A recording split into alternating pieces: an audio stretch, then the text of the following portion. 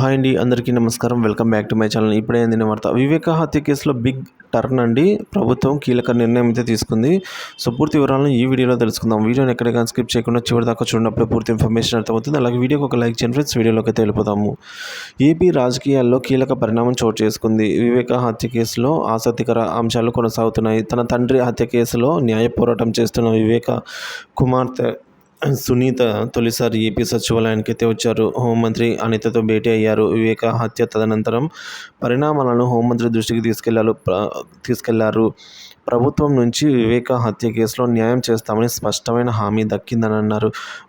YS వివేక కుమార్తె సునీత సచివాలయంలో హోంమంత్రి సునీతతో సుదీర్ఘంగా భేటీ అయ్యారు. తన తండ్రి కేసులో జరిగిన అన్యాయంపై అనితకు సునీత వివరించారు. ఇక గత ప్రభుత్వ హయాంలో స్థానిక పోలీసులు హంతకులకు అండగా నిలిచారని, వారిపై చర్యలు తీసుకోవాలని సునీత కోరారు. కేసు విచారణ జరుగుతున్న సిబిఐ అధికారులపై తప్పుడు కేసులు పెట్టడంతో సాక్షుల్ని బెదిరించి పోలీసులు కేసును నీరుగార్చే విధంగా వ్యవహరించారని తెలిపారు.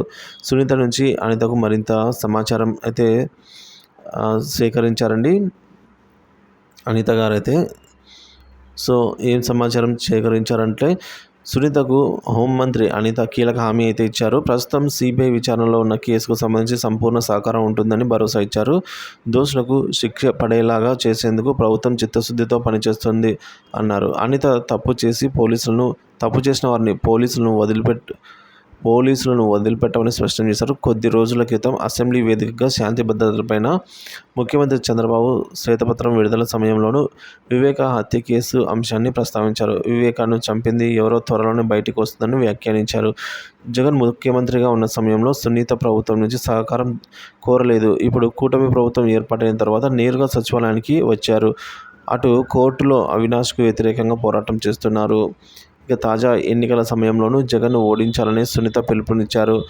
అటు షర్మిల సైతం ఈ కేసుపై జగన్ దోషులకు మద్దతుగా నిలుస్తున్నారని ఆరోపణ చేశారు. ఇప్పుడు ఈ కేసులో సునీత నేరుగా ప్రభుత్వాన్ని సంప్రదించడంతో కీలక పరిణామాలు అయితే చోటు చేసుకునే అవకాశాలు అయితే ఎక్కువగా కనిపిస్తున్నాయి.